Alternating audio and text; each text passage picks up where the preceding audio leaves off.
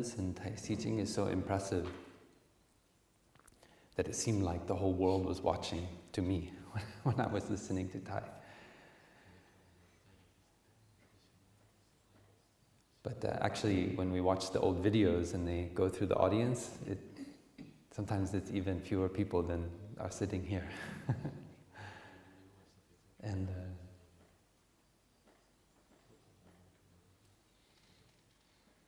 And I remember feeling a lot of intimacy listening to Thai's Dharma talk, feeling a lot of personal connection. I think in the course of a Dharma talk, Thai would look at almost everybody in the audience. Later on, maybe he could only look at 12 or 20 people. I used to love to sit in the front, looking at my brothers sitting in the front. Because I didn't want to miss anything. I wanted to completely let the Dharma take seed in my consciousness, in the spirit of the rain penetrating the earth. We know the seeds are already down in the earth, but if the rain cannot penetrate, then they just stay there dormant. And in each of us there are the seeds of compassion and understanding. And if we allow the Dharma rain to penetrate, then those seeds can flourish.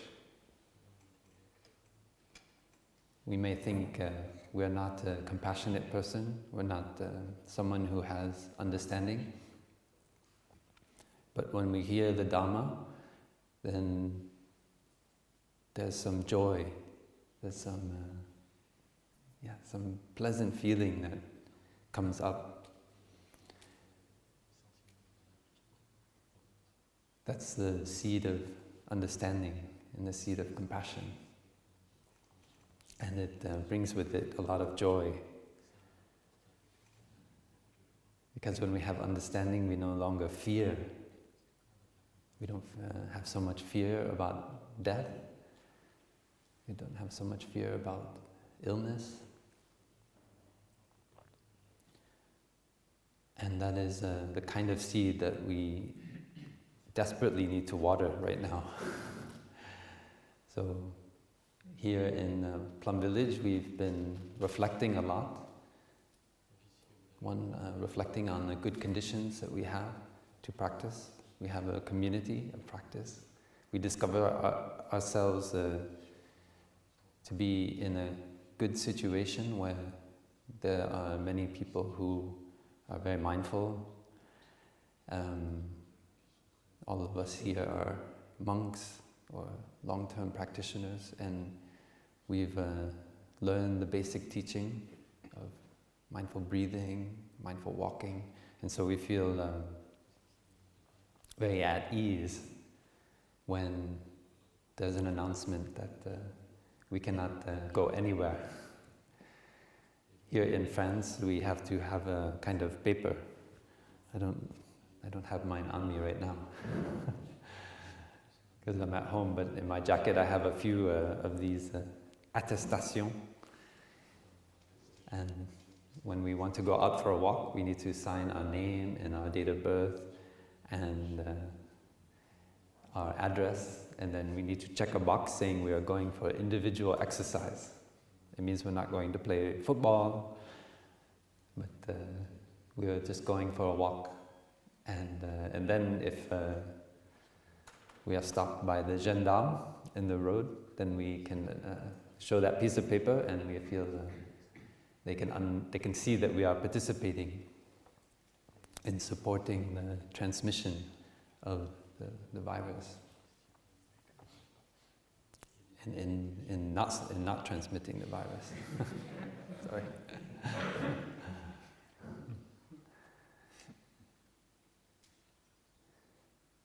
And I see when I listen to my brothers, there's some joy because you say, wow, it's like the whole world is going on winter retreat. If you want to go out, you have to mindfully write your name down and say, what is my reason for going out? And that is the only reason. that I'm going out. Here in Plum Village, we train as an aspirant and a novice. If we want to go out during the rains retreat, the winter retreat, we need to know exactly what we're going out for, so we don't get distracted by the boulangerie or the pastry shop or something else. We just go out for that purpose and we come straight back. So it's a practice of mindful manners.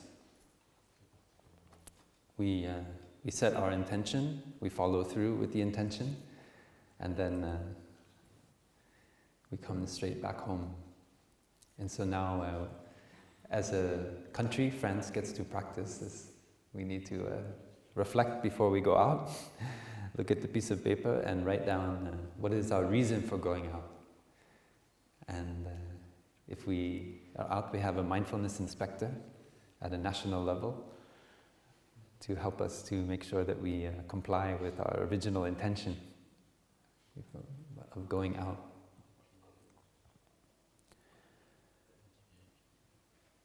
And so that can be, that I've taken that as a practice of mindfulness, of mindful manners, of really seeing what is it that I need for my happiness. What are the sufficient conditions for happiness to manifest? One of the things that's brought me a lot of happiness in the past week is that we have water easily available when we just open the faucet. In Plum Village, in the bathroom, we have a poem on the wall, and we're encouraged to memorize that poem when we open the faucet.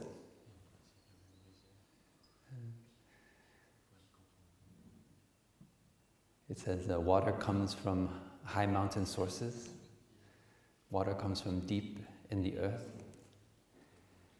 And it comes to me very easily when I open the faucet. My gratitude is filled to the brim. A loose translation. And I really enjoy just, I open the faucet and I have water. So, because we're practicing to wash our hands for 20 seconds. And I know I don't have to go out to the well and get a bucket to bring the water so that I can wash my hands. I just turn the faucet and I have water. I've heard around the world that there's been a shortage of toilet paper. Many people are very afraid that when they are locked down in their house, they will not have enough toilet paper. Even, I think someone made a funny video where someone buys a cup of coffee with a few sheets of toilet paper. It's become a kind of new currency. Whenever there's a limited supply of something in the human past, then it becomes a kind of currency. And I think, wow, I'm so thankful for Thai and the Sangha, because I got to travel to India, to Southeast Asia, where I learned how to use the toilet without toilet paper. I have water. If I have water, then I have, if I learn from my Southeast Asian and South Asian ancestors, I know how to clean myself when I go to the toilet. So I don't have right away I remove the fear of not having enough toilet paper.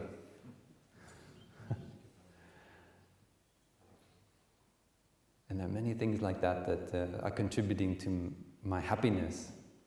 Just very simple things. Just having water. I have water that comes to my house. Many people around the world, they still have water. They open the faucet. And I wonder if we all appreciate the wonder of having water that is still available. Even we cannot go out of our apartment, but we have water that comes there. We can just take a moment when we open the faucet and just appreciate this water. We can get in touch with the flow of the water going through the pipes, maybe the public water system. We can get in touch with the reservoir that has been cared for us by the government or others, so that we have clean water that comes straight to the faucet. We can get in touch with the cloud, the rain that fills the reservoir, the streams, all just by stopping and breathing as we open the water faucet.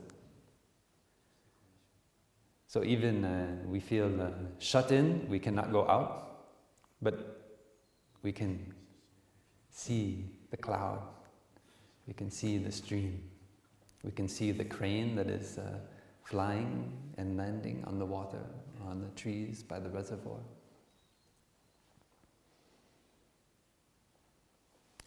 We can listen to a sound of the bell.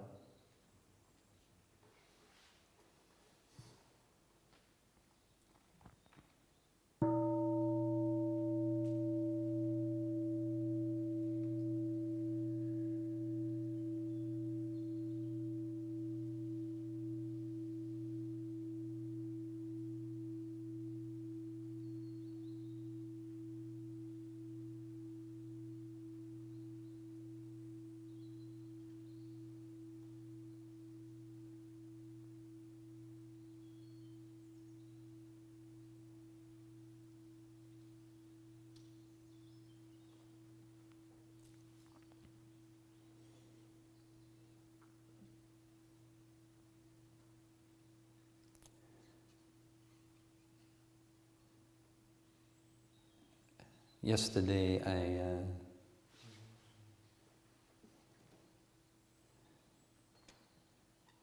I was reading an article.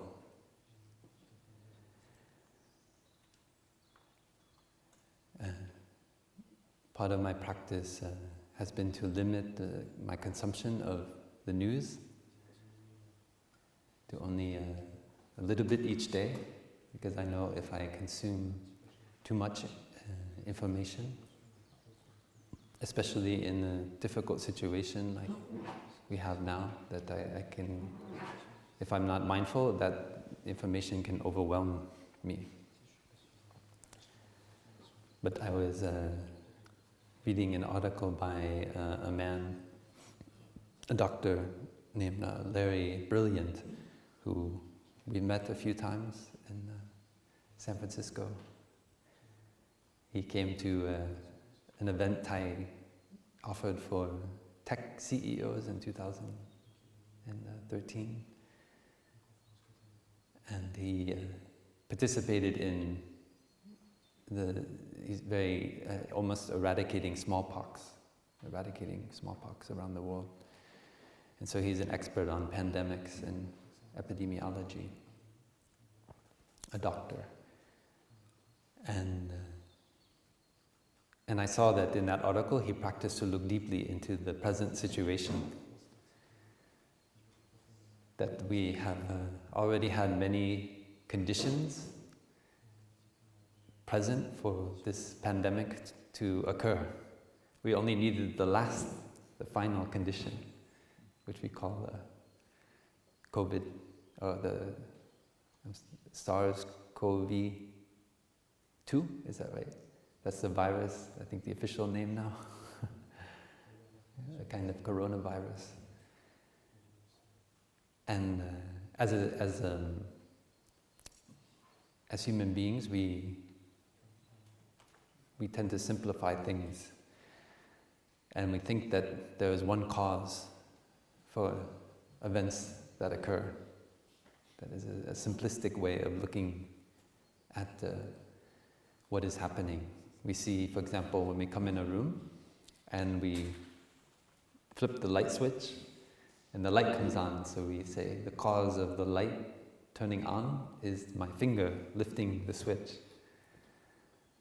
But we know if there's not a current of electricity that is leading to the light bulb, if there's no wire that carries that current, if there's no power plant to send that current of electricity through the wires to our house, if there's no coal or nuclear energy or hopefully wind or solar energy that is powering that power plant,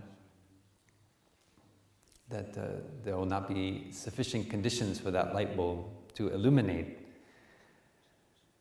And yet we still tend to think of ourselves as being all-powerful, and just with the flick of a switch, we turn on the light, and that is the one cause that is contributing to the illumination, the light that fills the room. We know also that many ancestors have contributed to the understanding of how an electrical current moves through a coil and heats up and produces light. People like Thomas Edison, and they discovered ways to create a bulb which illuminates when it keeps the heat from burning down the house when the electricity passes through a tight coil. So that is also a condition for the illumination if you have an incandescent light bulb.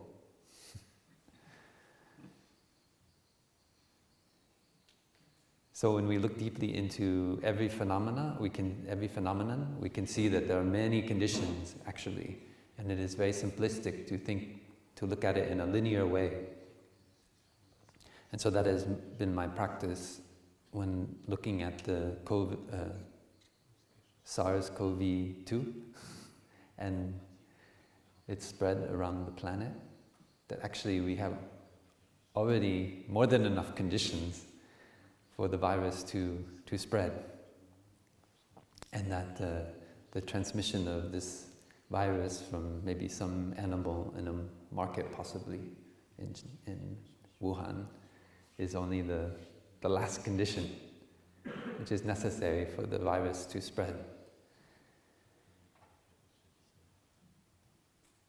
For example, whether we accept it or not, we made a decision as human beings that it was a bit difficult to go 10 or 12 kilometers walking every day to try to find roots and fruits and then smash them up, growing wild on the African savanna. And what if we just spread the wheat grain ourselves? And we noticed the next year that where we threw those grains, that some new grains come up, some new kind of wheat ancestor, or maybe millet. And then we learned that we can, if we keep it in a dry place, free from moisture, that we can store that grain and keep it for the next year, or even 2 or 3 years, when there's not much rain and we cannot find enough wild food for our community. And then we learned, the more we learned how to store the grain, the more we saw, we can, if everybody comes and lives close to where we store the grain, then we always have enough to eat. And so slowly we started to come and live closer together in larger and larger groups. And that is a condition for the spread of all kinds of interesting viruses and bacteria. So that is one of the conditions for the situation that we find ourselves in now. It doesn't mean that it's right or wrong to live together. It doesn't mean it's right or wrong in groups. It just, we need to recognize what are the conditions that bring this about.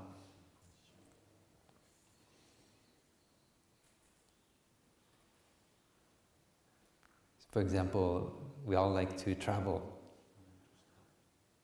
We like to get on a plane and go somewhere new to meet new people, new cultures. And so there's a kind of transmission that happens, a cultural transmission. When I'm very grateful I got to go to Vietnam with our teacher in 2005, and that really opened my mind to to Vietnamese culture, to understand our ancestors in the Plum village tradition, what kind of hut they might have lived in, what kind of climate they practice meditation in, what kind of temple they like to build to inspire them in their practice of mindfulness, of concentration, of insight. And so, but I know that there's also a risk that comes with that cultural transmission. There's a transmission of also disease, communicable disease like we're facing now. And so I don't judge that, say that's right or wrong, I just observe and see that this is one of the conditions that allows this very scary pandemic to happen. And that's a product of my deep looking. And so I look at myself and see what is that desire, what is that inspiration that drives me to go get on a plane.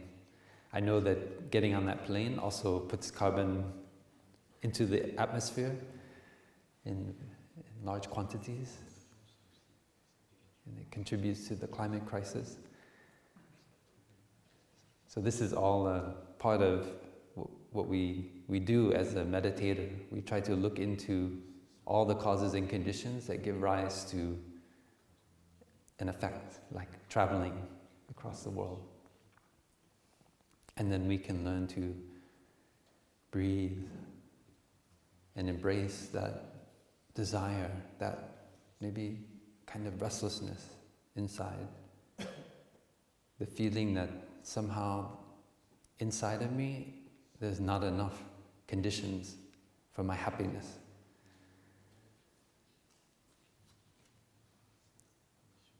So right now I'm practicing with this situation of the virus to see that I already have enough conditions to be happy.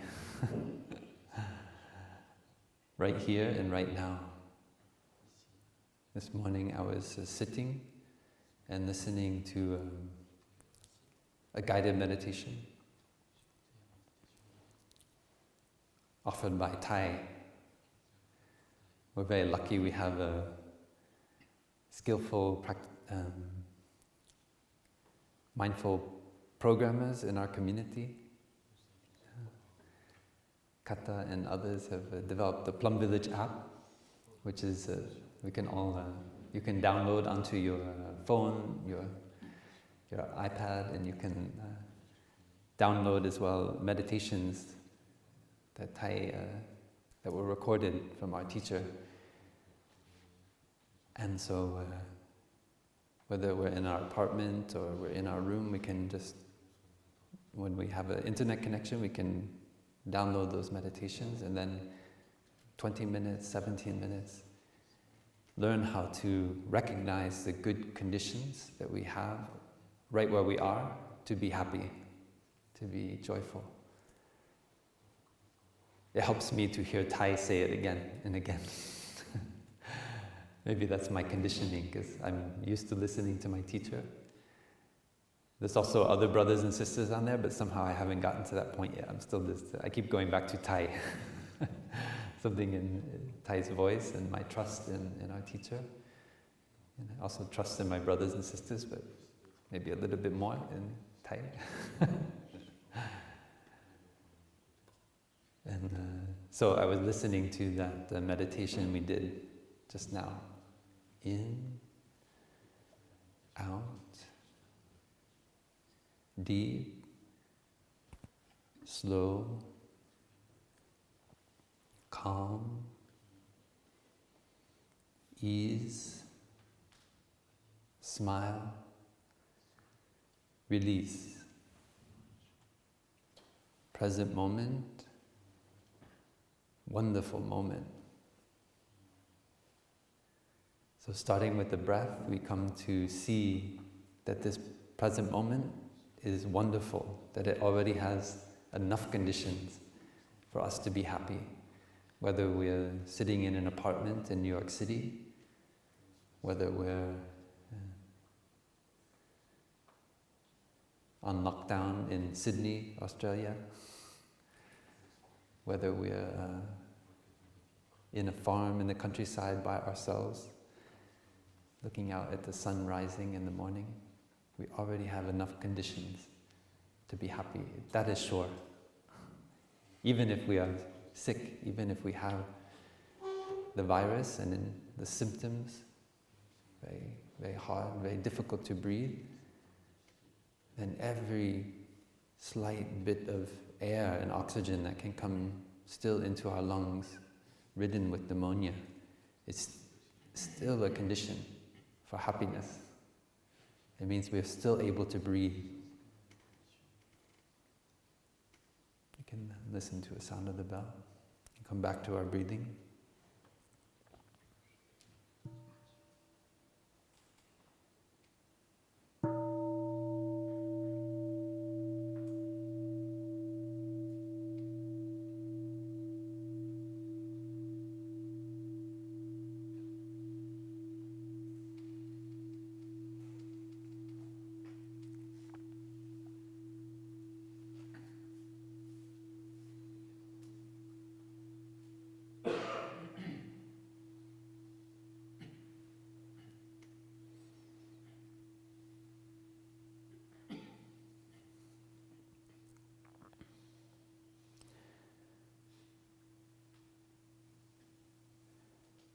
So what we propose is that we have a second rains retreat. And this one is not mandated by Plum Village, but by the coronavirus. We look to see the good conditions we have. Many of us, we can work from home, or maybe we don't have our work anymore. We can shut off the television, maybe have one internet-free day a week. That's something we practiced in Deer Park sometimes. And instead we have a day of mindfulness, offline. So when we wake up in the morning, we might like to, when we get up in the bed and we put our feet down, we can just sit there for a moment and remember the poem for waking up. Waking up this morning, I smile. 24 brand new hours are before me. I vow to live each moment in mindfulness and look at all beings with eyes of compassion. Sometimes when I wake up in the morning, I'm still a little bit drowsy, so I have to say it again. Waking up this morning, I smile. 24 brand new hours are before me. I vow to live each moment in mindfulness and look at all beings with eyes of compassion.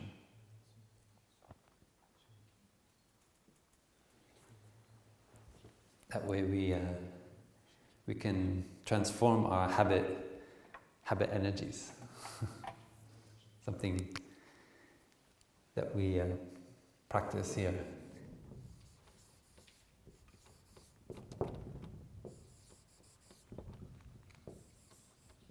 Habit energy.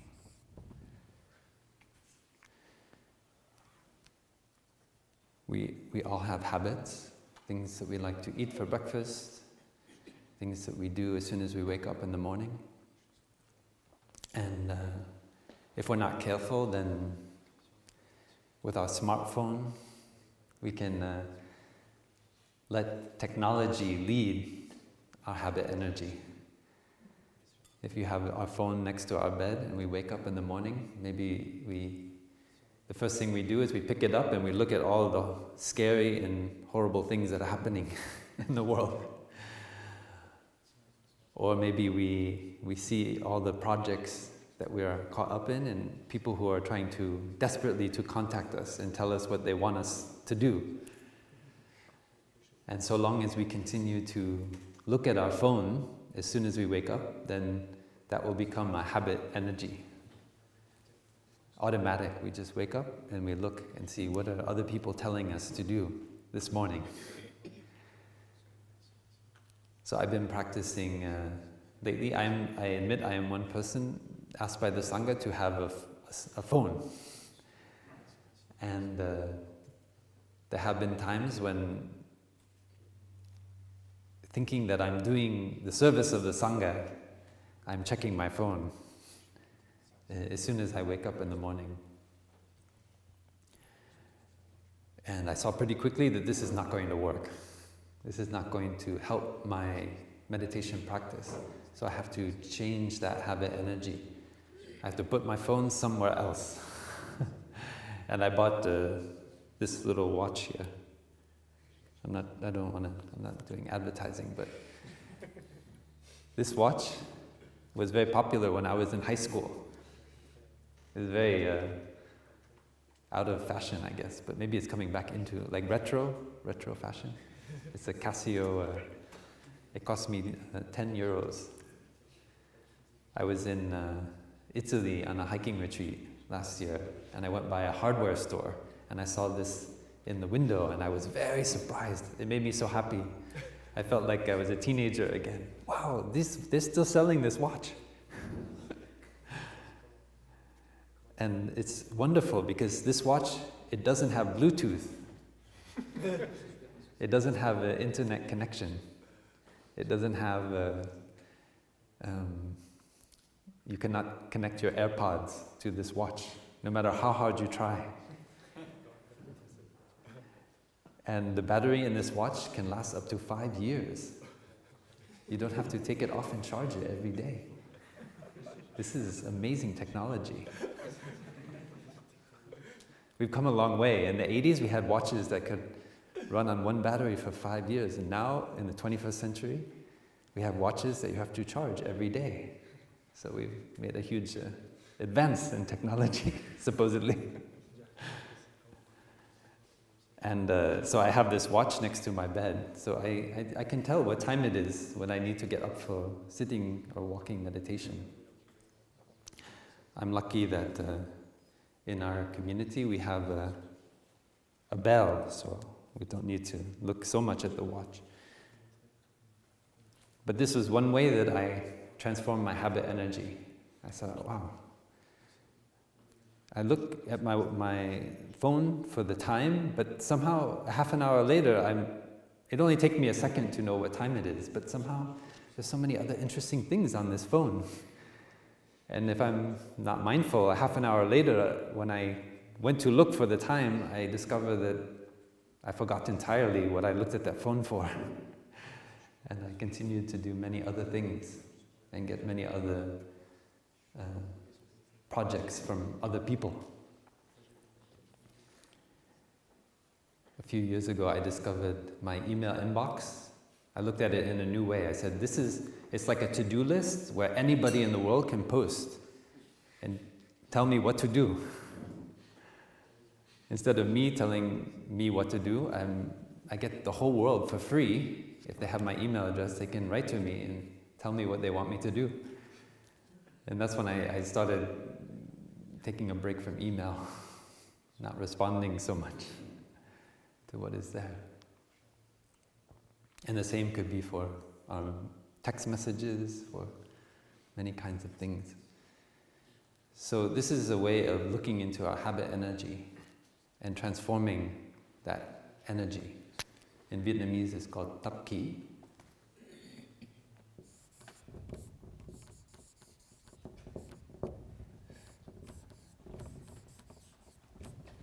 It's kind of like ki, it's a kind of energy. Tap, it means we repeat. We do it over and over. Is that correct? Yeah. Sorry, I don't know. I can't remember the Chinese character. And it's a translation of a term in Sanskrit, vasana. which more closely means kind of perfuming.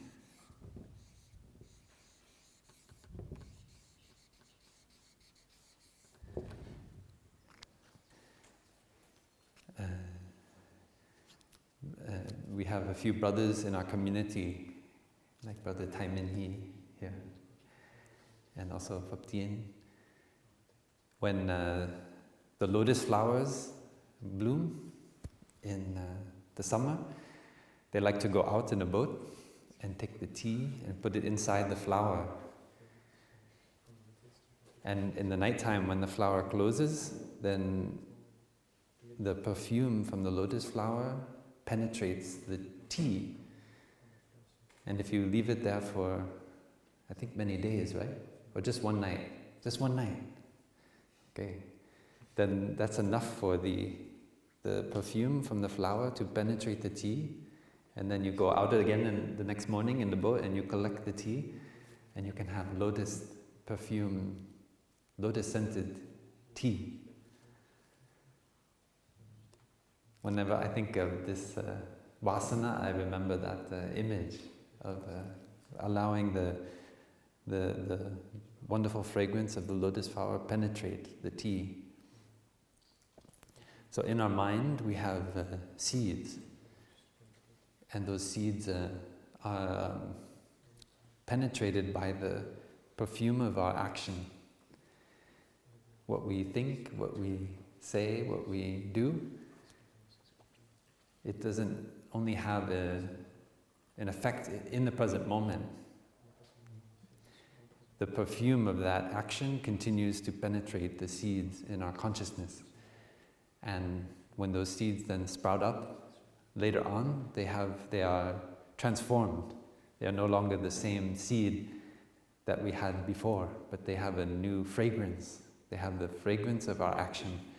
So if we speak with hate and anger and fear,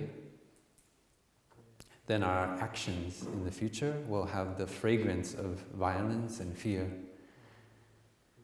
And if we learn to speak with compassion, with understanding, then that perfume penetrates the seeds of our consciousness. And when they manifest in the future, they have that quality of understanding, of compassion. So now that we find ourselves isolated, practicing social distancing, or maybe we can change that, the word is kind of, seems a bit cold. We can say physical distancing.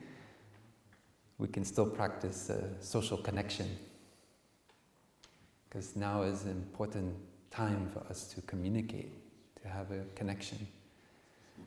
We can learn how to perfume our actions, perfume the seeds in our consciousness. We don't need a phone, we don't need a computer. We can start by just sitting down and generating compassion. We can see the fear that is in our mind, maybe fear of death, fear of illness. There's a fear we'll catch the virus, maybe even a greater fear that we will transmit the virus to someone else, especially our parents, someone older, maybe someone whose health is not so strong, whose immune system might be already compromised. We have that fear in our mind, and that's okay. We can recognize that fear and smile to it. But we smile knowing that we are not going to let that fear take over our mind. If we let that fear continue to fuel the flames of our consciousness, then our actions, our speech, our thinking will also be perfumed by that fear. And we may say or do things that cause fear in the hearts of others, and violence, hatred. And we've already seen racism, all kinds of ugly things that have come from this, the propagation of the SARS-CoV-2 virus. So we have the determination already as meditation practitioners to sit and generate compassion and understanding. We see that the conditions for this, the transmission of this virus, have already been put in place by our ancestors, not with a negative or harmful intention. There's also maybe misunderstanding or there's also some love there. But when we don't understand carefully enough the nature of the pandemic, which we have put in place, which has been put in place by our ancestors, then even when we have love in our hearts, we may cause some harm. So the first thing to do is to sit down and see if we can generate compassion and understanding for our ancestors within us. We know that they had a good intention. They want us to connect, to learn from people of different cultures around the world. They want us to have more understanding. But that also has brought about some of the conditions that we have today. That just as in the past, when we meet, we transmit many kinds of things. We can transmit understanding, but we can also transmit hatred or anger and illness. So we have compassion and understanding for our ancestors and also for ourselves.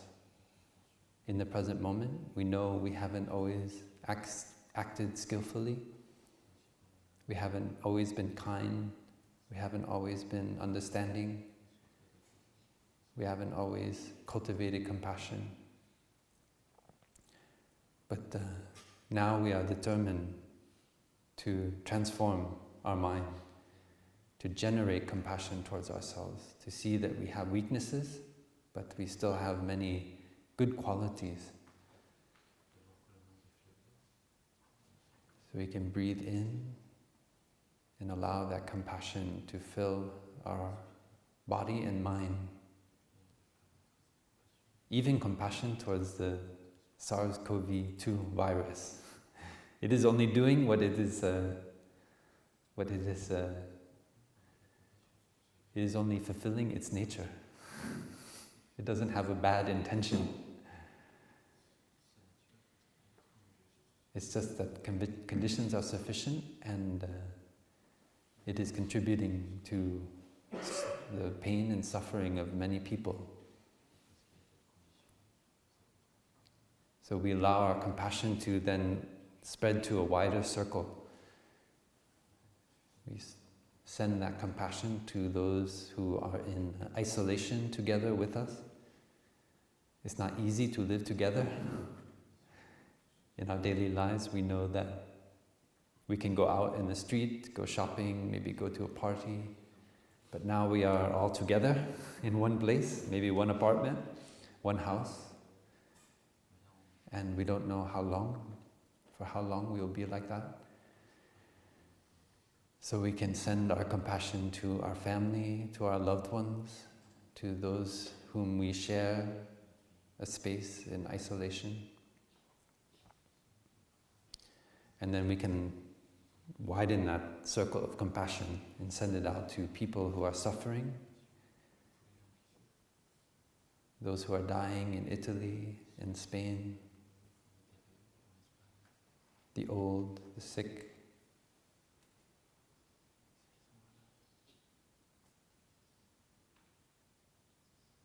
We can feel their pain, their difficulty breathing. We are sitting here, we can breathe the air freely, and there are so many hundreds of people who are just would give anything to be able to just breathe in and out without any impediment.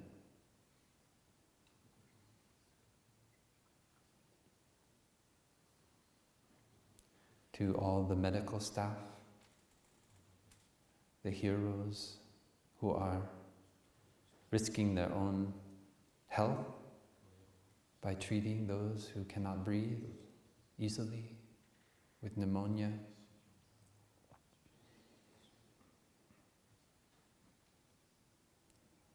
They are valiantly putting their lives at risk, treating the sick, the infirm.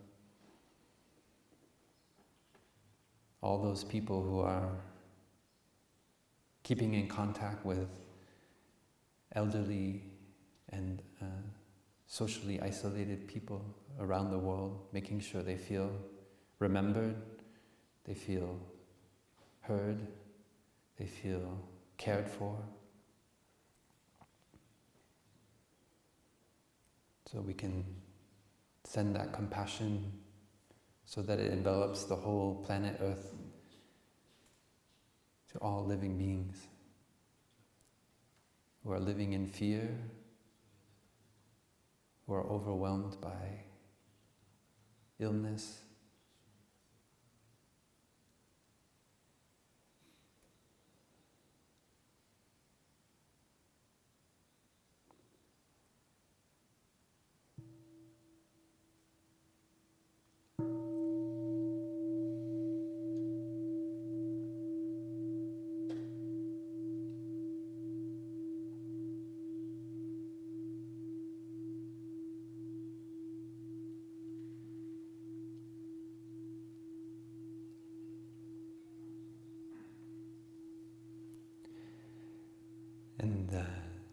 And then when we've mastered that practice, then we can pick up the phone. So maybe you have like this watch, you have a very antiquated phone that just has a physical number pad. I don't think anyone has the phone anymore that you go like this way. When I was growing up, we had just one phone in the house, and you had to, each number you had to put your finger in the hole and then turn it like that, and then there was a spring, and then the dial went back to the beginning, and every time you, depending on how far the dial went, it would send a different tone over the phone line, and that tone would let the it was some kind of operator on the other side, a computer that would then send your phone call in the right direction. I still remember when I had my first time asking a girl out on a date in high school, and I had that yellow phone, and I stood there in front of the phone for half an hour to get my courage to call.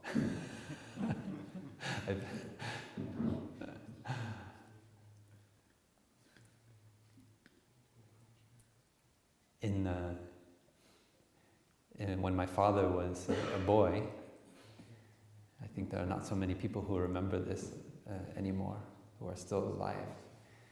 You had what they called the party line. So you had the phone line, and there was no dial. You just pick up the phone, and then maybe your neighbor is already on there, talking to somebody in another town, and you say, "Oh, sorry," and you have to hang up until they're done with their conversation, and then you pick it up again and you wait.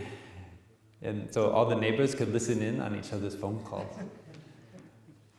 And there was a woman who worked in the switchboard, and you had to, when you wanted to connect to a different town or a different region, she had to unplug the cable and then plug it into the different place. And so we didn't have the kind of very much privacy. So if you wanted to know what your I think there's some people, they just were a little bit lonely in their house, you just pick up the phone and you listen to what your neighbors are talking about. Everybody knows. Now we are so concerned about privacy. But I think there would be a little bit, I think our ancestors, even though now we're so concerned about privacy, they would be a little bit embarrassed to see the things we post on Facebook. So you can, when you practice sending compassion to yourself, to your loved ones who are there with you, to the whole world, then you can pick up your phone, and especially you can avoid being distracted by text messages and email and social media, the news, and you just dial. Even if you have a smartphone, you can practice. Maybe, we don't remember the phone numbers anymore because they're all saved on there, but you used to be able to dial somebody's phone number. You still can, I think, right? You dial the number just for fun, mindfully, breathing in and out. You dial their phone number and then talk to somebody on the phone. It could be your mother, your father.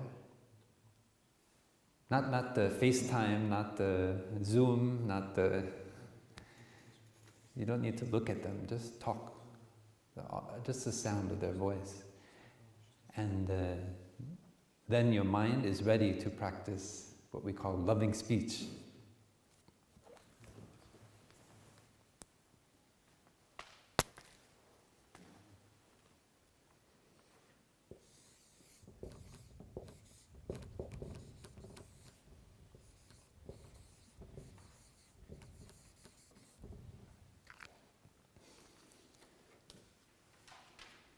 You speak in such a way that you water the seeds of joy, of happiness, of compassion in the other person. Because you've perfumed the seeds of compassion in your consciousness, then your speech has the fragrance of compassion. Just like the tea has the fragrance of the lotus flower. It doesn't take much. You don't have to spend many lifetimes practicing compassion to be able to pick up the phone call and practice loving speech. Only a few minutes of generating compassion towards yourself and towards others is already enough. As a practitioner, when we receive the phone call, we don't pick it up right away. We let it ring for maybe 3 times. Now we don't have the same ring, so it's not 1 or 2 or 3 times, but it's a kind of ringtone. So you can let it go for a few seconds before picking it up. And that way we practice to generate compassion so that our words, which we know can travel very far, can water the seeds of joy and compassion in the other person before we answer. If we just hear the phone ring and right away our hand jerks out automatically, our habit energy, we grab the phone, then that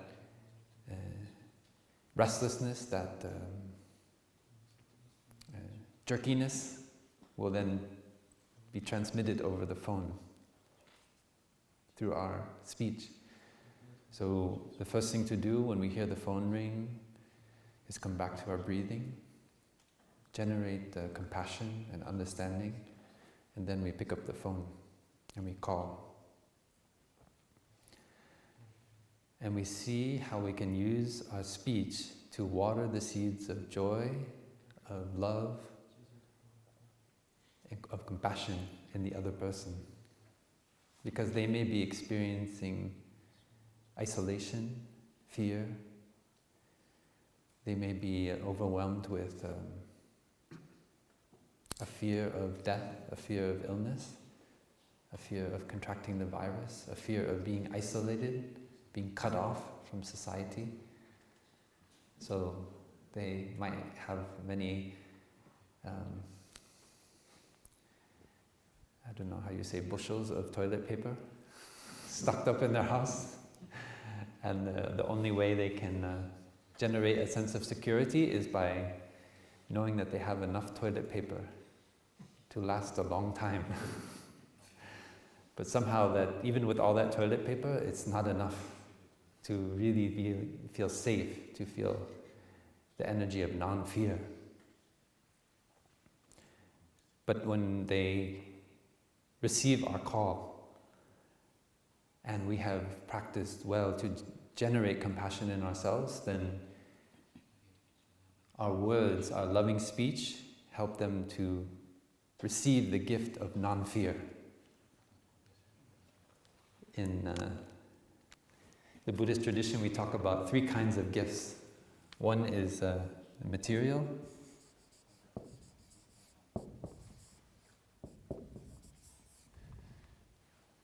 Like at Christmas time, you give chocolate or food, or maybe a new toy, video game machine to your kids. And but there's a higher kind of gift, and that is the gift of the Dharma.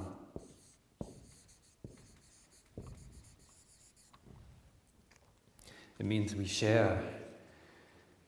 And it may just be with our mindful step, how to come back to our body, come back to our breathing, to bring our mind down to the soles of our feet when we take a step on the earth, so that we are not overwhelmed with anxiety about the future, regrets about the past. That is the gift of the Dharma. When we see a brother or sister walking mindfully, it is like a Dhamma talk. We receive the energy of mindfulness right away, even though they don't say anything.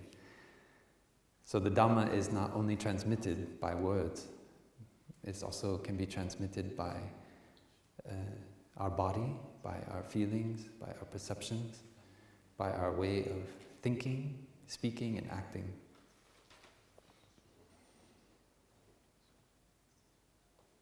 So it is not so important the word that we choose to say, but rather the energy that we generate, the energy of mindfulness. Mindfulness is present, so my speech becomes loving right away. That is the gift of the Dhamma. So we don't have to recite the sutra over the phone. We don't have to, chant, may the day be well, may the night be well.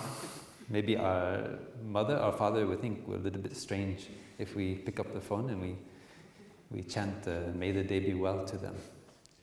If they are a Plum Village practitioner, they can maybe receive it, but maybe if they're not, they'll think we're a little bit crazy.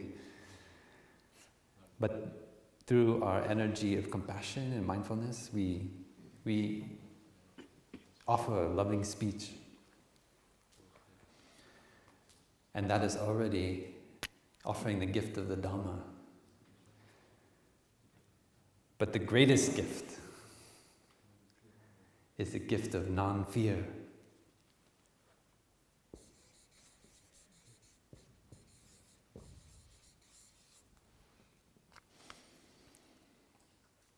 If we are able to remove the fear that another person experiences, the fear of death, the fear of illness, the fear of violence, of hatred, that is the greatest gift. If through our words, when we talk on the phone, our loving speech is able to help remove the fear of that other person, if they can feel our compassion, our understanding, if we are able to water the seeds of happiness, of joy in that other person, we are giving the gift of non-fear. Even if it's just for a few seconds. And then that is a seed they can see manifesting in their mind consciousness. And they will want more of that non-fear. They will want to find ways to generate non-fear, to remove the fear that this body is me, these feelings are me, these perceptions are me, and that this virus is threatening to take away my body, to take away my pleasant feelings, to take away pleasant perceptions, and so forth. They let go of that idea that this body is me. That is a gift of non-fear. We see this body is just a river, just a continuation that has been transmitted to us by our ancestors, and it is of the nature to die. It is of the nature to get sick. It is of the nature to pass away. It is impermanent. And if we practice to see that every day, we transform our habit energy, we see that the fear disappears a little bit more every day. If this body didn't have the nature to pass away, it could not be born. In the nature of being born, in the nature of living, there is a nature of dying. In every moment, cells are being born and cells are dying in our body. That is a reality we can touch. And when we see that, we no longer fear. We know that those cells are dying so that new cells can be born. And the same is true of this body. We are here, we are able to enjoy the fruits of the earth, the wheat, the apples, the oatmeal, because of the work of our ancestors, and they also give us a space to continue them. They know that after a while the body starts to break down, get old, not to work as well, and so we are their continuation with our youthfulness, with our health. And we know that in generations to come, we leave the space for our children to continue to enjoy the planet Earth, to walk mindfully on the earth and enjoy the fruits of our contribution. And so we learn how to give the gift of non-fear to the younger generation. It's so important. It's because of our fear that we abuse the resources of the earth, that we create the situation where a pandemic can take over. So with mindfulness, we learn to give the gift of non-fear through our loving speech. And when we are on the phone, talking to our loved one, helping to remove their fear, we can also practice deep listening.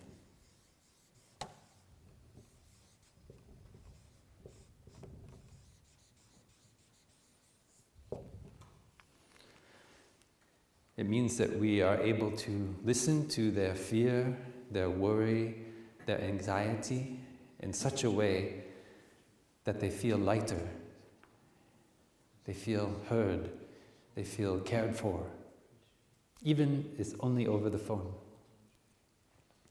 Don't underestimate the power of deep listening. When we have someone who has compassion and understanding and knows how to listen in such a way that the fear, the violence can be dissipated,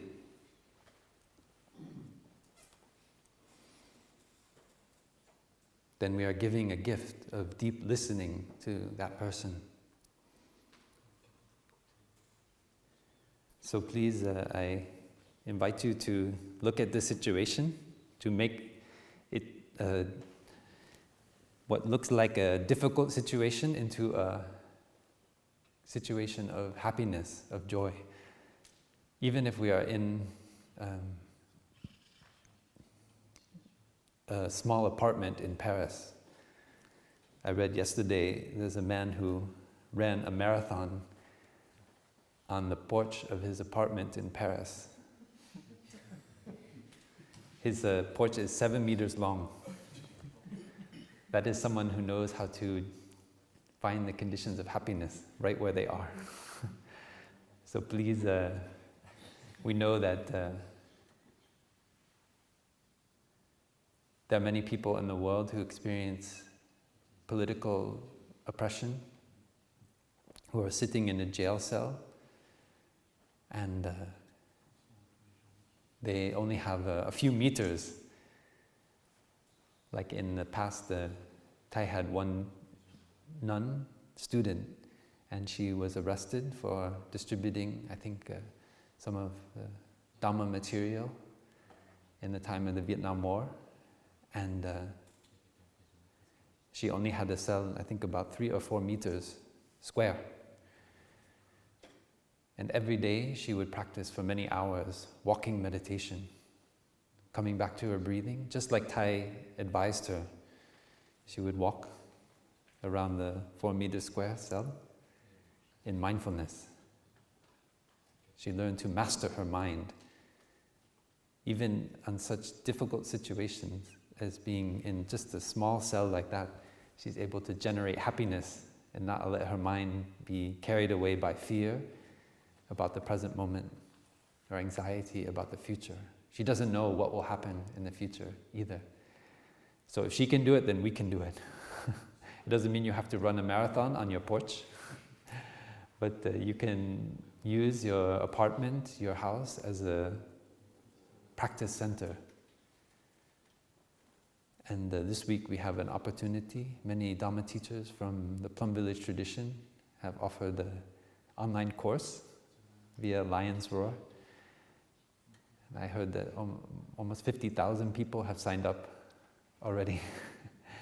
And so it's a beautiful way to continue in the footsteps of our teacher, to listen to some beautiful teachings. I also want to listen to it. I gave some talks, but I want to listen to my brothers and sisters. Even though those talks are not about the SARS-CoV-2 virus, because they were recorded before this situation now. But I think many people will listen to that course and turn their apartment, their house, into a practice center, so they can learn to generate compassion and understanding and transform the habit energy. So look at this difficult situation as a chance for transformation and healing, and you can find happiness and joy and offer this gift of non-fear to others. I wish you a wonderful practice and much healing and joy during this difficult moment.